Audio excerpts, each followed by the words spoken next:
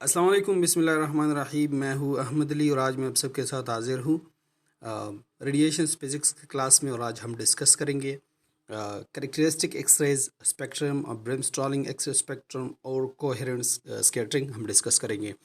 तो सबसे पहले ये है कि जिससे पहले हम लोगों ने प्रोडक्शन ऑफ एक्सरे डिस्कस किया हुआ था कि एक्सरे हमारे साथ किस तरह प्रोड्यूस होती है।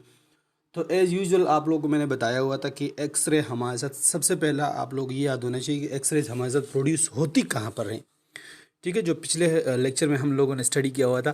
ठीक है, तो वो एक्सरेज हमारे साथ एक्सरे ट्यूब में प्रोड्यूस होती है। ठीक है, फिर उस एक्सरे ट्यूब में हमने ये बताया हुआ था कि उसमें हमारे साथ एक्सरे जो कि कैरेक्टरिस्टिक एक्सरेज हमारे साथ प्रोड्यूस होते हैं, तो वो हमारे साथ एक यूजेबल एक्सरेज होते हैं ये। ठीक है, जो इमेजिंग के लिए इस्तेमाल होते हैं, तो उसको हम के करेक्टरिस्टिक एक्सरेज कहते हैं। यानी करेक्टरिस्टिक एक्सरेज जिसको हम कहते हैं, वो उसको हम के करेक्टरिस्टिक एक्सरे इसलिए कहते हैं कि जो एटम होती है, ठीक है, उसमें जो के शेल हमारे साथ होती है, तो उसमें के शेल्स के इलेक्ट्रॉन जो है वो आयोनाइज हो जाते हैं। ठीक है, तो आज हम डिस्कस करेंगे कि करेक्टरिस्टिक एक्सरेज के स्पेक्ट्रम क्या होती हैं। तो सबसे पहली बात यह है कि करेक्टरिस्टिक एक्सरेज की जो स्पेक्ट्रम होती है वो प्रिसाइजली पैक्स होती है। ठीक है, उसकी जो पैक्स एनर्जी होती है, यानी जिस तरह की आप लोग को हम बता सकते हैं कि जो करेक्टरिस्टिक एक्सरेज की एनर्जी जो होती है वो 69 केवी से लोअर नहीं होती है, उससे हाई होती है या 69 केवी होती है। अच्छा, दूसरी बात यह है कि ये हमारे साथ एक डिस्क्रीट यानी कंप्लीट एमिशन स्पेक्ट्रम हमारे साथ बनाती है कि करेक्टरिस्टिक एक्सरेज में। ठीक है, और याद रहे कि स्पेक्ट्रम हमारे साथ एक जिस तरह के कलर्स की एक यानी एक पैक्स वैल्यू एक टेबल्स हमारे साथ हम कह सकते हैं, करोज हम कह सकते हैं, या जो नॉर्मल करो हम कह सकते हैं। ठीक है, जो नॉर्मल लेवल या नॉर्मल पैमाइश मेजरमेंट की होती है तो उसको हम कहते हैं। अच्छा, दूसरी ये है हमारे साथ ब्रेमस्टॉलिंग एक्सरे स्पेक्ट्रम। तो ब्रेमस्टॉलिंग एक्सरे स्पेक्ट्रम इसकी जो रेंज ऑफ एनर्जीज होती है उस एक्सरेज के, जिस तरह के एक एक्सरा हो गया, यानी जिस तरह रेज है हमारे साथ, ठीक है, उसकी एनर्जी जो होती है वो हमारे साथ एक कंटिन्यूस एमिशन स्पेक्ट्रम बनाती है। तो कंटिन्यूस का मतलब यह है कि एक जारी शुदा एमिशन स्पेक्ट्रम हमारे साथ बनाती है। ठीक है, क्योंकि करेक्टरिस्टिक एक्सरे स्पेक्ट्रम में ये था कि उसमें डिस्क्रीट होती है, यानी वहाँ पर बात ख़त्म हो जाती है, एक कंप्लीट यानी पैक्स चीज़ होती है, यानी एक्सरेज की जो एनर्जीज होती है वो पैक्स होती है उसमें। ब्रेमस्टॉलिंग ये है कि उसकी कंटिन्यूस एमिशन स्पेक्ट्रम उसमें हमारे साथ बन जाती है ब्रेमस्टॉलिंग एक्सरे स्पेक्ट्रम में। ठीक है, तो इन दोनों में बहुत ही कॉमन बात आप लोगों ने याद रखनी है कि करेक्टरिस्टिक एक्सरे स्पेक्ट्रम में हमारे साथ डिस्क्रीट एमिशन स्पेक्ट्रम होती है, यानी पैक्स उसमें वहाँ पर कोई जिस तरह की आप लोगों को मैं बता दूं कि इस डिस्क्रीट का एग्जांपल आप लोगों को मैं दे दूं कि इस तरह की येस नो है, तो येस नो के दरमियान हमारे साथ कोई ऑप्शन नहीं है। ठीक है, अब दूसरा कंटिन्यूस मेंशन स्पेक्ट्रम का हम ये कह सकते हैं कि जिस तरह सपोज़ आपको आपका उम्र है यानी एज है, ठीक है, तो वो तो बढ़ता जा रहा है, तो इसीलिए इसका यहाँ पर हम इस तरह एग्जांपल ले सकते हैं कि जो ब्रेमस्टॉलिंग एक्सरे स्पेक्ट्रम होती है वो हमारे साथ एक कंटिन्यूस एमिशन स्पेक्ट्रम होती है, और करेक्टरिस्टिक एक्सरे में हमारे साथ डिस्क्रीट यानी कंप्लीट वहाँ पर बात ख़त्म हो जाती है। ठीक है, पिक्स एनर्जीज होते हैं उसमें। और दूसरा ये है कि एक्सरेस की इंटरेक्शंस जो होती है मैटर के साथ। तो सपोज़ आप लोग देखें कि पेशेंट को हम एज एग्जांपल मैटर ले रहे होते हैं, ठीक है, उसके ये पेशेंट के साथ जो एक्सरेस की इंटरेक्शन होती है, यानी एक्सरे का लग जाता है, यानी उसके साथ जो लगाव होती है, ठीक है, एक्सरेज पेशेंट के साथ लग जाते हैं, तो पेशेंट में हमारे साथ डिफरेंट टिश्यूज़ है, डिफरेंट पार्ट्स है बॉडी का, बोन्स है, ठीक है, तो बोन्स का हमारे साथ अलग डेंसिटी है। ये डेंसिटी का मतलब ये है कि उसका रिजिडनेस डिफरेंट है as compare to soft tissues और मसल्स। ठीक है, तो बोन हो गया, मसल्स हो गया, वेन्स हो गए, ठीक है, ये सारे या लिक्विड हो गए, तो इनके हमारे साथ जो डिफरेंट डेंसिटी है, तो उस पेशेंट के बॉडी के पार्ट्स के साथ, यानी यहाँ पर हम पेशेंट का बॉडी ले सकते हैं कि पेशेंट का बॉडी हमारे साथ मैटर है। और याद रहे कि एज ए फिजिक्स पर्पस आप लोग ये याद होना चाहिए कि व्हाट इज़ मैटर। तो मैटर हम इसको कहते हैं कि matter is anything which occupy space and keep weight, यानी जिसका वज़न होता है और जगह लेता है तो उसको हम मैटर कहते हैं। ठीक है, तो एक्सरेज की इंट्रोडक्शन किस चीज़ के साथ होती है? वेरी कॉमनली पेशेंट के साथ होती है। ठीक है, एक मरीज़ के साथ होती है और उस मरीज़ का हम क्या करते हैं, इमेजिंग करते हैं। ठीक है, अच्छा, तो इसमें हमारे साथ सबसे पहला है introduction of x ray with matter. इसमें सबसे पहला हमारे साथ है कोहेरेंट स्कैटरिंग। तो कोहेरेंट स्कैटरिंग में क्या होती है कि इनकी जो इंसिडेंट एक्सरे होती है, ठीक है, इंसिडेंट वो एक्सरे हम कह सकते हैं कि जिस तरह के एटम है, मैं आप लोगों को यहाँ पर दिखाना चाहता हूँ। यहाँ पर आप लोग देखेंगे ये हमारे साथ एटम है। ठीक है, इस एटम स्ट्रक्चर में आप लोग देखें, इसमें हमारे साथ 3 शेल है। इसमें एन शेल भी है जिसमें 16 इलेक्ट्रॉन्स है। ठीक है, तो के शेल है, एल है, एम है। ठीक है, इसमें जो इंसिडेंट जो मैंने लिखा हुआ है, सपोज एक एटम में, ठीक है, एक एटम के वैलेंस शेयर पर जो एनर्जी या अप्लाई होती है, ठीक है, तो जो एनर्जी अप्लाई होती है तो उसको हम इंसिडेंट कह सकते हैं कि ये इंसिडेंट फोर्स इसको हम कह सकते हैं, इंसिडेंट एनर्जी हम किसको कह सकते हैं। जिस तरह के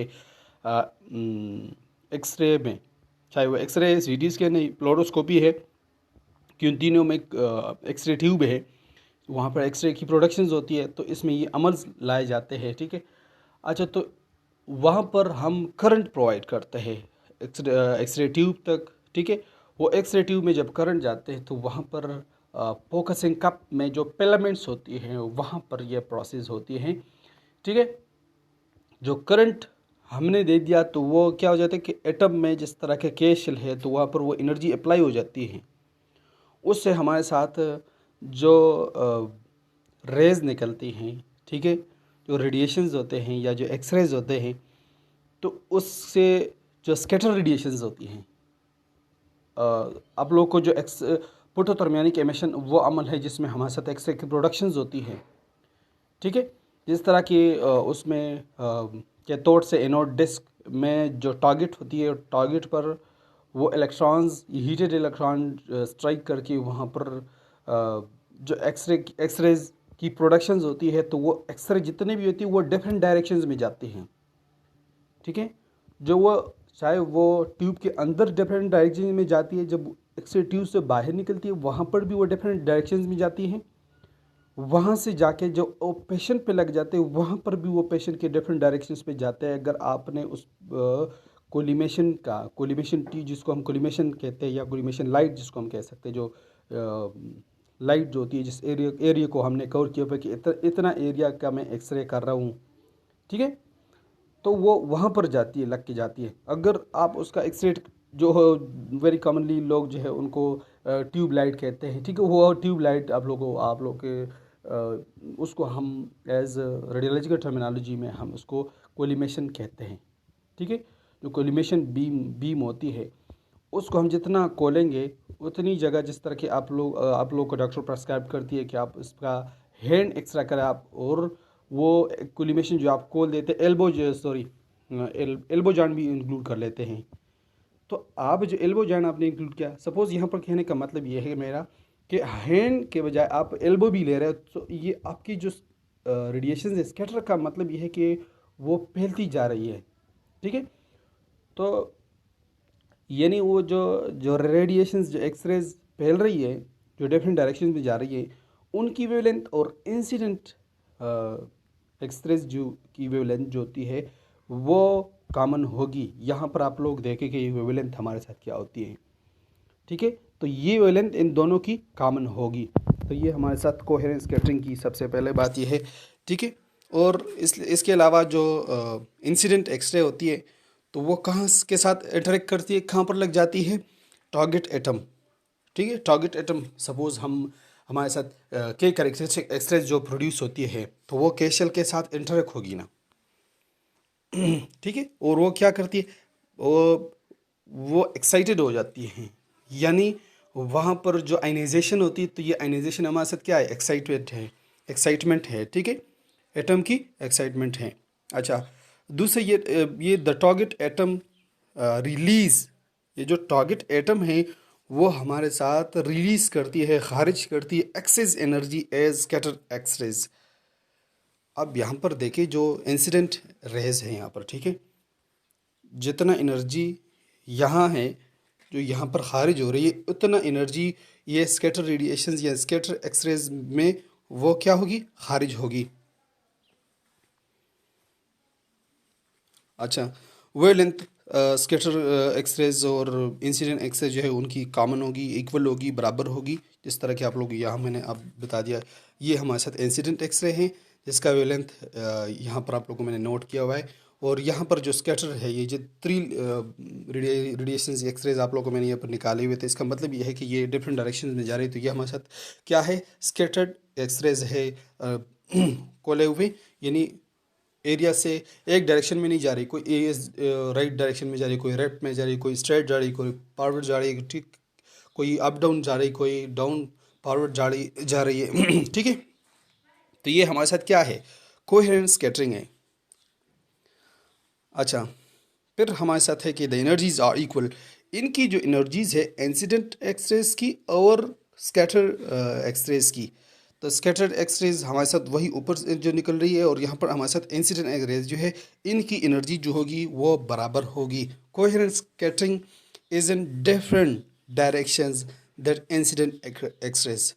तो यहाँ पर आप लोग को अंदाज़ा होने चाहिए कि जो यहाँ एटम से जो इलेक्ट्रॉन के साथ इंटरेक्ट होके जाती है, जो टारगेट एटम के साथ वो इंटरेक्ट होके जाती है, तो उसकी जो स्कैटरिंग होती है, जो रेज डिफरेंट डायरेक्शंस में जा रही है, कीप रिमेंबर दैट इसको हम स्कैटर्ड रेडिएशन, स्कैटर्ड एक्सरेज कहते हैं। और इसको हम क्या कह सकते हैं, very commonly, very conclusively, very summarised word हम इसको ये कह सकते हैं, ये हमारे साथ कोहेरेंट स्कैटरिंग है। इतना आप लोगों को याद होना चाहिए कि कोहेरेंट स्कैटरिंग हमारे साथ क्या होती है। कोहेरेंट यानी वो रेडिएशंस, वो एक्सरेज जो राइट डायरेक्शन में जा रही है, लेफ्ट में जा रही है, फॉरवर्ड में जा रही है, डाउन में जा रही है, ठीक है, जितने भी डायरेक्शन में जा रही है, इसको हम कोहेरेंट स्कैटरिंग कहते हैं। और ये हमारे साथ सबसे पहला अमल उस हालत में होती है जब एक्सरेज की इंटरेक्शंस होती है मैटर के साथ। और मैटर हमारे साथ क्या है, पेशेंट हैं, ठीक है। इसके अलावा हम